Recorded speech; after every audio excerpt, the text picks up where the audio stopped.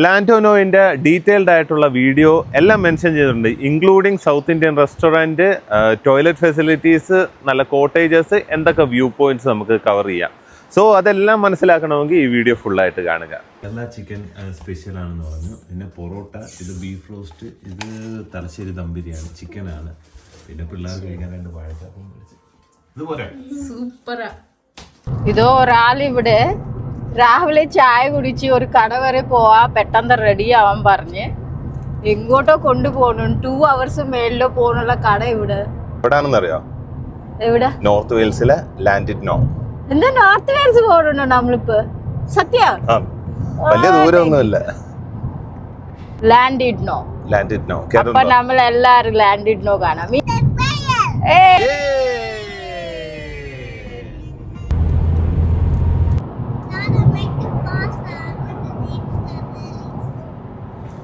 എന്റെ അപ്പൻ വിമാനമല്ല പറത്തുന്നത്.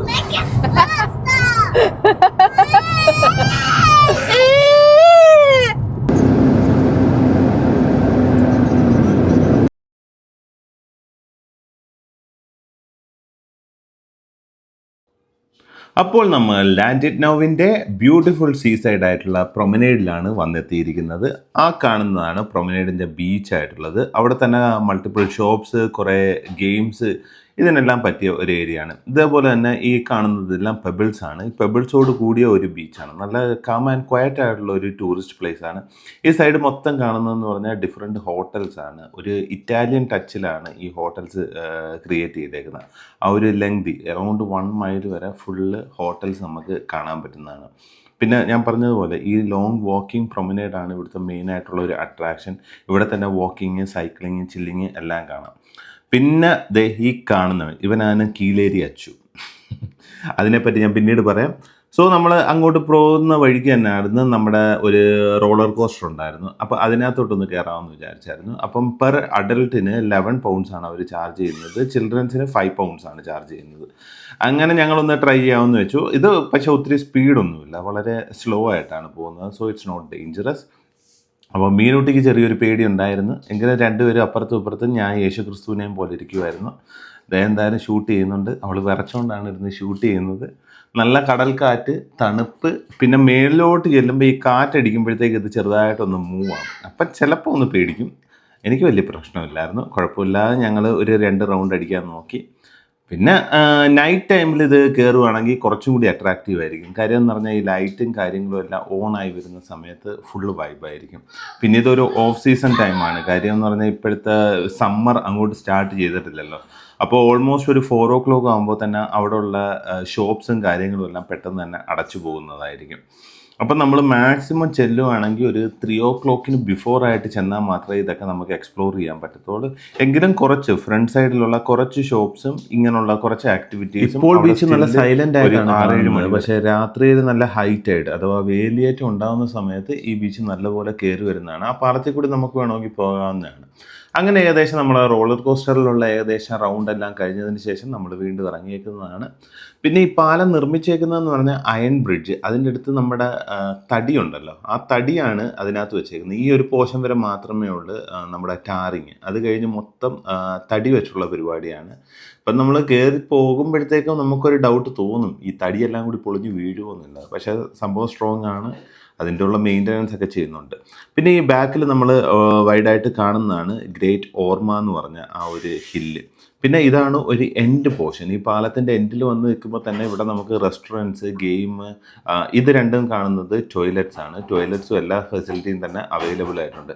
ഞാൻ പറഞ്ഞതുപോലെ ഞങ്ങൾ ഇപ്പം ഈ ഒരു ലൊക്കേഷൻ എത്തിയപ്പോൾ തന്നെ ഒരു 5 മണിയായി. അത് കാരണമാണ് ഇത് ചെയ്തു പോയേക്കുന്നത്. സോ ഇതൊരു കോസ്റ്റൽ റീജിയൻ. ഞാൻ പറഞ്ഞതുപോലെ ഇവിടെ ഒരു ട്രാം സർവീസും ഒരു കേബിൾ കാറിൻ്റെ സർവീസും അവൈലബിൾ ഉണ്ട്. അതിൽ കയറി കഴിഞ്ഞാൽ നമുക്ക് എൻ്റയർ ആയിട്ടുള്ള ഏരിയൽ വ്യൂ തന്നെ കിട്ടുന്നതാണ്. പിന്നെ പണ്ട് ഇവർ പണിഞ്ഞു വെച്ചേക്കുന്ന ഓരോ പാലത്തിൻ്റെ ഇതെല്ലാം ഒത്തിരി തുരുമ്പടിച്ച് പോയിട്ടുണ്ട്. അങ്ങോട്ടുള്ള ആക്സസ് എല്ലാം റെസ്ട്രിക്റ്റ് ചെയ്ത് വെച്ചേക്കുകയാണ്. അത്യാവശ്യം നല്ല ആയം ഉണ്ടെന്നാണ് തോന്നുന്നത് ആ ഭാഗത്തേക്ക്. അങ്ങനെ ഏകദേശം നമ്മുടെ എൻഡ് പോർഷൻ വരെ വന്നു. ഇനി നമുക്ക് നേരെ തിരിച്ച് അങ്ങോട്ട് പുറത്തോട്ട് പോകാമെന്ന് വെച്ചു. അപ്പം ധോണിക്കുട്ടന് ചെറുതായിട്ട് അവന് അതിൽ കയറ്റി ഒരു 2 റൗണ്ടൊക്കെ ഇട്ട് അങ്ങോട്ടും ഇങ്ങോട്ടും കറക്കുകയാണ് എൻ്റർടൈൻമെൻറ്റ്. അപ്പം ഞാൻ നേരത്തെ പറഞ്ഞ പോലെ ഇതാണ് ഗ്രേറ്റ് ഓമ. ഇതാണ് ഈ സിറ്റിയുടെ മെയിനായിട്ടുള്ള ഒരു ഐഡൻറ്റിറ്റി. കാര്യം എന്ന് പറഞ്ഞാൽ one side hill station, another side see side view. അങ്ങനെയാണ് ഇതിൻ്റെ ഒരു മൊത്തത്തിലുള്ളൊരിത്.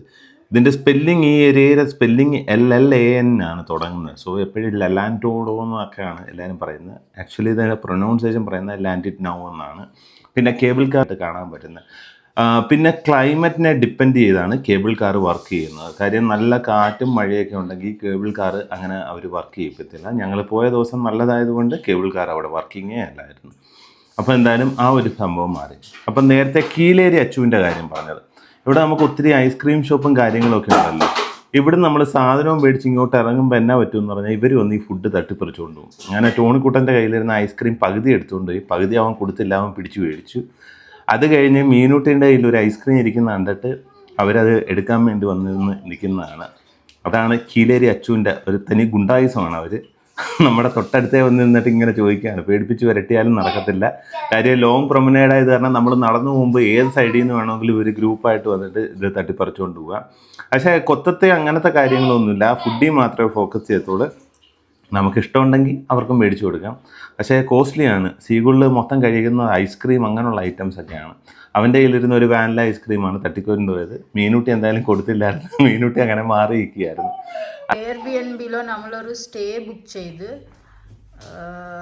അതിന് ഇപ്പോൾ ഇതൊരു ലിവിങ് ഏരിയ ആണ്.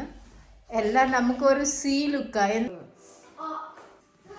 അച്ഛാ അച്ഛാ നല്ല റിലാക്സ് ആവുന്നുണ്ട്. രാത്രി ഫുഡ് എന്താ? പോയേ പറ, രാത്രി ഫുഡ് എന്താ കഴിക്കാണ്? സത്യ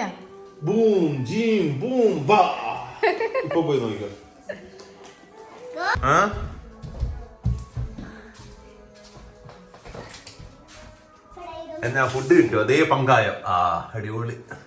ഒന്നുമില്ല, തുഴഞ്ഞു പോകും. ഞാൻ വിചാരിച്ചു അല്ല KFC വെച്ച് ഫിഷ് ആൻഡ് ചിപ്സ് മേടിക്കുന്നു വിചാരിച്ചു. അതല്ലേ നമ്മൾ പ്ലാൻ ചെയ്തത്. നീ വിളിച്ച സമയം കൊണ്ട് ഇവിടെ കേരള ഫുഡ് എത്തിയതുണ്ടോ? കറക്റ്റ് നോക്കിയപ്പോഴേ ഗൂഗിളിൽ തൊട്ടടുത്ത് തന്നെ ഒരു കേരള കഫേ ഉണ്ട്. ആണോ? ശരി. നമ്മളെ നാടൻ എന്താ മൊത്തം സർപ്രൈസ് ആണല്ലോ. ഇനി വിചാരിക്കാത്ത കാര്യങ്ങൾ എന്തെങ്കിലും ഉണ്ടോ? കാര്യം എന്ന് പറഞ്ഞാൽ നമ്മളിത് ആലോചിച്ച് ഓരോന്ന് ചെയ്യാൻ നിന്ന് കഴിഞ്ഞാൽ ഒന്നും നടക്കത്തതുമില്ല. അത് കാരണം മൊത്തം അൺപ്ലാൻഡ്. അതാകുമ്പോഴത്തേക്കും പക്ഷെ എനിക്ക് സർപ്രൈസ് നമ്മുടെ നാടൻ ഫുഡ്. നാടൻ ഫുഡ് എന്ന് പറഞ്ഞാൽ ഇത് കേരള ചിക്കൻ സ്പെഷ്യൽ ആണെന്ന് പറഞ്ഞു. പിന്നെ പൊറോട്ട, ഇത് ബീഫ് റോസ്റ്റ്, ഇത് തലശ്ശേരി ദം ബിരിയാണി ചിക്കനാണ്. പിന്നെ പിള്ളേർ കഴിക്കാൻ 2 വാഴച്ചാപ്പം മേടിച്ചു. ഇതുപോലെ സൂപ്പറാ. അത് മതിയല്ലോ. പിന്നെ അല്ലാതെ നമ്മള് പോൾട്ടണിലോ പോലും നമുക്ക് ഇങ്ങനെ നാടൻ ഫുഡ് കിട്ടാൻ പാടല്ലേ. ഇവിടെ കേരള കഫേ എന്ന് പറഞ്ഞ ഒരു റെസ്റ്റോറന്റ് ഉണ്ട്. ഇവിടെ തൊട്ടടുത്ത് തന്നെയാണ്. ഒരു കണ്ണൂരിയാരൻ ചേട്ടനാണ് അതിന്റെ ഇത്. അപ്പോഴത്തേക്കും ജസ്റ്റ് അവര് തന്നെ ഡെലിവറി ചെയ്തു തന്നു. പെട്ടെന്ന് പരിപാടി തന്നു. അത് കാരണം അപ്പൊ നമുക്ക് കഴിക്കാം. അപ്പോൾ ഇന്നലത്തെ സ്റ്റേ എല്ലാം കഴിഞ്ഞു. രാവിലെ 9 മണിക്ക് തന്നെ വെക്കേറ്റ് ചെയ്തായിരുന്നു. കാര്യം എന്ന് പറഞ്ഞാൽ നമുക്ക് 10 മണിക്ക് ട്രാം സ്റ്റേഷൻ സർവീസ് സ്റ്റാർട്ട് ചെയ്യുമെന്ന് പറഞ്ഞു. അപ്പം നമുക്ക് നേരെ വിക്ടോറിയ സ്ക്വയറിൽ പോകണം. അപ്പം നമ്മൾ താമസിച്ച അപ്പാർട്ട്മെൻറ്റിന് തൊട്ടടുത്ത് തന്നെയാണ് ഈ പാർക്ക്. ബിഹൈൻഡ് സീ വ്യൂ ആണ്. സോ ഇന്നും ക്ലൗഡി ആയിട്ടാണ്, പക്ഷേ ഒരു സൈഡ് ക്ലിയറുമാണ്. കണ്ടറിയണം ഇങ്ങനത്തെ ക്ലൈമറ്റ് എങ്ങനെ ഉണ്ടെന്നുള്ളത്.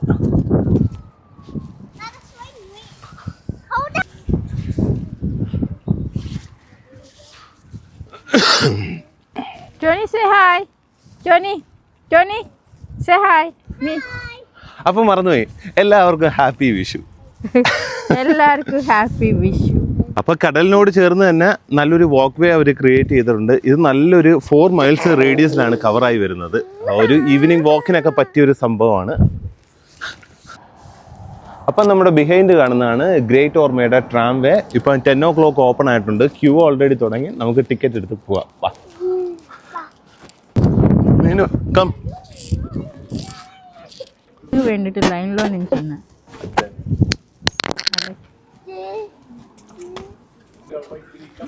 ടിക്കറ്റ് എടുക്കുന്നുള്ള വേ ആണ്. കയറാൻ പോകുന്നുള്ള ട്രാമാണ് കാണുന്നത്.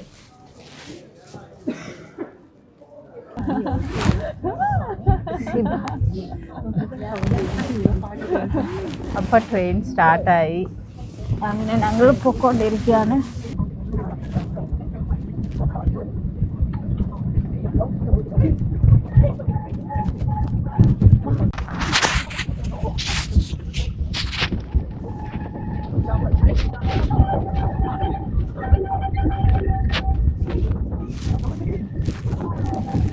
അപ്പം നമ്മുടെ ട്രാമിൽ കയറി നമ്മൾ ഒരു സെക്ഷനിൽ വന്നിട്ടുണ്ട്. ഇവിടുന്ന് അടുത്ത സെക്ഷൻ സബ്മിറ്റ് സ്റ്റേഷനിലോട്ട്.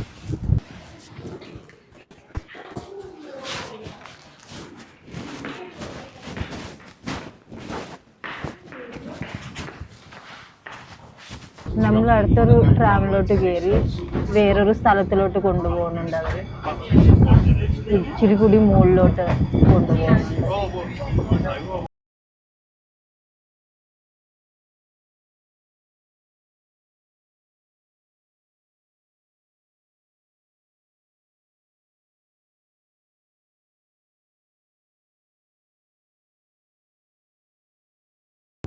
അടുത്തൊരു ട്രാം സ്റ്റേഷനിലോട്ട്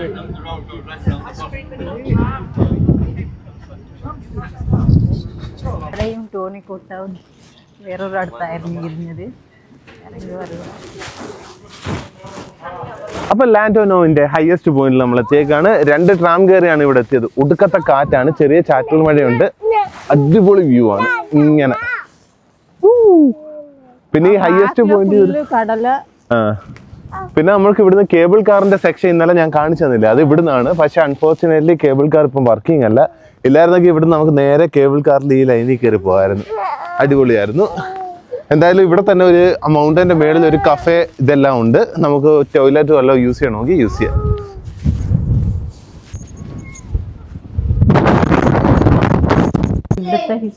ഹിസ്റ്റോറിക്കൽ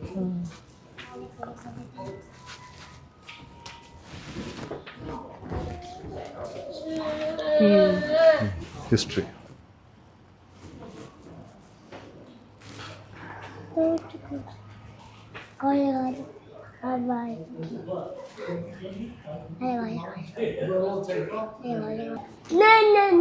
ഇതൊരു ലൈറ്റ് ഹൗസ് ആണ് കാണുന്നത്.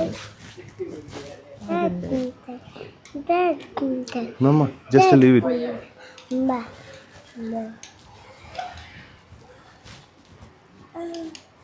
Mama. Tata. Tata. Ba. Tata. Tata. Ba. അങ്ങനെ നമ്മുടെ ഗ്രേറ്റ് ഓർമ്മയിൽ വന്നു. ട്രാം സ്റ്റേഷൻ കയറി അടിപൊളി വ്യൂ പോയിന്റ് ആണ്. പക്ഷെ ഒട്ടുക്കത്തെ വിൻഡും ചെറിയ ഷാറ്റേഡ് റെയിനും ഉണ്ടായിരുന്നു. അത് കാരണം ഇച്ചിരി ബുദ്ധിമുട്ട് എങ്കിലും കഴിഞ്ഞു. ഇനിയിപ്പം തിരിച്ച് നമ്മൾ താഴത്തോട്ട് ബീച്ചിലോട്ട് പോവുകയാണ് ചെയ്യുന്നത്. ഇതാണ് ട്രെയിൻ. ഏകദേശം ഒരു ബോഗിയാണ് റൺ ചെയ്യുന്നത്. ഇതിൻ്റെ തന്നെ ഇതിൻ്റെ ഇൻഫ്രാസ്ട്രക്ചർ അങ്ങനെയുള്ള കാര്യങ്ങൾ, ഇതിൻ്റെ വർക്ക്ഷോപ്പ് എല്ലാം തന്നെ ഇവിടെ തന്നെ അവൈലബിൾ ആയിട്ടുണ്ട്. ട്രാം തിരിച്ച് സ്റ്റാർട്ട് ചെയ്തിട്ടുണ്ട്. സോ ഇത് ഡൗൺ വ്യൂ ആണുള്ളത് അല്ലേ? അവിടെ കണ്ട ക്രിസ്ത്യാനി കയ്യേറിയ ഭൂമിയാണ്. എന്താ ക്രിസ്ത്യാനി കയ്യേറിയ ഭൂമിയാണ് കുരിശ്. കുരിശ്.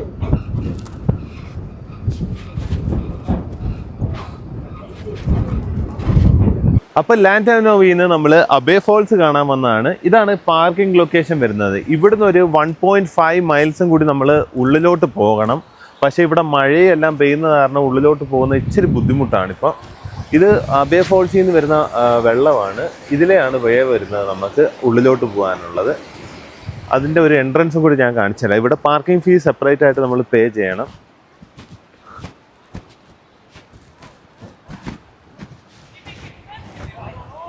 ഈ വഴി വേണം ഉള്ളിലോട്ട് പോകാൻ. സ്ട്രോളറുമായിട്ട് പോകാൻ ഇച്ചിരി ബുദ്ധിമുട്ടുള്ളത് കാരണം നമ്മൾ ഇവിടെ വെച്ച് അതങ്ങ് ഡ്രോപ്പ് ചെയ്തേക്കാണ്. ഇന്നത്തെ കുളിയും മണിയും എല്ലാം കഴിഞ്ഞു. സെറ്റ്. ഇനി ബോൾട്ടണിലോട്ട്.